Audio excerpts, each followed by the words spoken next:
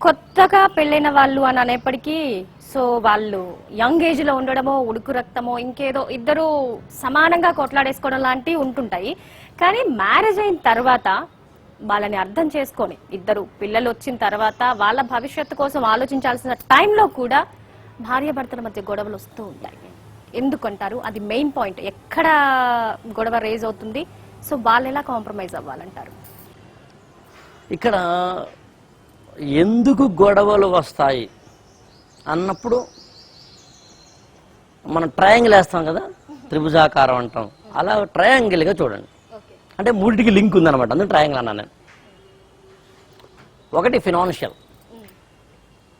Financial ఆర్థికపరమైన కష్టాలు ఇబ్బందులు అనేవి. 2 సైకలాజికల్. 3 ఎక్స్టర్నల్.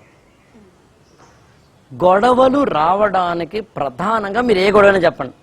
సార్ నిన్న నేను మా ఆవిడ విపరీతం కొట్టుకున్నాను సార్ అని ఒక ఈ ఇష్యూ చెప్పండి. ఆ ఇష్యూలో ఫైనాన్స్ కానీ ఎక్స్టర్నల్ కానీ సైకలాజికల్ కానీ అయి ఉంటుంది. ఈ మూడిటికి ముడింది కాబట్టి ట్రయాంగిల్ అన్నాను. 3 వేరు వేరు కాదు. ఒక అమ్మాయి ఒక అబ్బాయి కొట్టుకుంటుంటే బయట వాడు కూడా ఇన్ఫ్లుయెన్స్ చేస్తాడు. వీళ్ళ ఆర్థిక పరమైన పరిస్థితి కూడా ఇన్ఫ్లుయెన్స్ చేస్తుంది. వీళ్ళ సైకలాజికల్ లేక ఈక్వేషన్స్ కూడా ఇన్ఫ్లుయెన్స్ చేస్తాయి. అందుని మూడింటిని కోహరెన్స్గా చూడాలి. అలా చూసినప్పుడు ఒకటి తీసుకుందాం. ముందు సైకలాజికల్ తీసుకుందాం. ఫ్రాంక్గా చెప్తున్నాను, కొంతమంది సైకలాజికల్గా డిస్టర్బ్డ్గా ఉంటారు. చిన్నప్పటి నుంచి కొంత కారణం, జెనెటికల్ కొంత కారణం, బయోలాజికల్ కొంత కారణం. మళ్ళీ ఆ డిస్కషన్ చాలా దూరం వెళ్ళిపోతాం. కానీ సైకలాజికల్గా డిస్టర్బెన్స్గా ఉండడానికి కొన్ని సూచనలు చెప్పండి. అంటే ఇండికేషన్స్ అనే దానికన్నా ఇండెక్స్ సూచన ఏంటి అంటే, ఎక్కువగా మాట్లాడడం, అతిగా చేయడం. ఏదో ఉదాహరణకి ఈ పెన్ నేను చేతిలో పట్టినాను,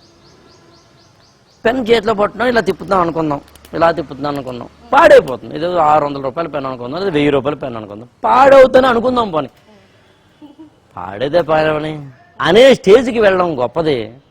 అలా కాకుండా అలా ఎందుకు చేస్తారు, అలా పడేస్తారు అనేదేమో సైకలాజికల్గా డిస్టర్బెన్స్ సంబంధించింది, సైకలాజికల్ ఇంబ్యాలెన్స్ సంబంధించింది. ఆ సైకలాజికల్ ఇంబ్యాలెన్స్ అనేది ఇందాక నేను చెప్పినట్టుగా బయోలాజికల్గా వస్తున్నాయా, బయోకెమికల్గా వస్తున్నాయా, హార్మోనికల్గా వస్తున్నాయా, జెనెటికల్గా వస్తున్నాయా, పెంపకం నుంచి వస్తున్నాయా అనేది డిపెండింగ్ ఆన్ ద సిచ్యుయేషన్. అది మొదటిది. ఇక రెండవది ఫినాన్షియల్. ఆర్థిక ఇబ్బందులు కనుక మీ జీవితంలో ఉంటే, యాక్చువల్గా నేను దానికి అర్హును అవునో కదా నాకు తెలియదు, కానీ ఫినాన్షియల్ ప్లానింగ్ అనే దాని మీద కూడా అసలు మనం ఒకసారి ప్రత్యేకంగా డిస్కస్ చేయాలనిపించేంత పెద్ద ఈక్వేషన్. చాలామందికి ఫినాన్షియల్ బ్యాలెన్స్ తెలియదు.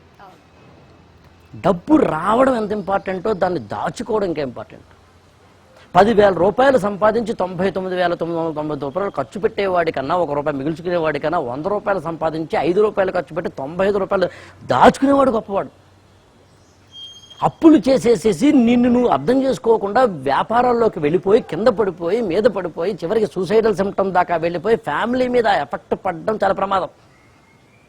అలాగే డ్రగ్స్కో లేకపోతే కనుక డ్రింక్కో లేదా స్మోకింగ్కో అలవాటు పడిపోవడం. నిజంగా ఈ వీడియో చూస్తున్న ఎవరైనా, ముఖ్యంగా తండ్రులారా, మీకు కనుక అలాంటి అలవాట్లుంటే మీకు పుట్టిన పిల్లల కోసమైనా మార్చుకోండి.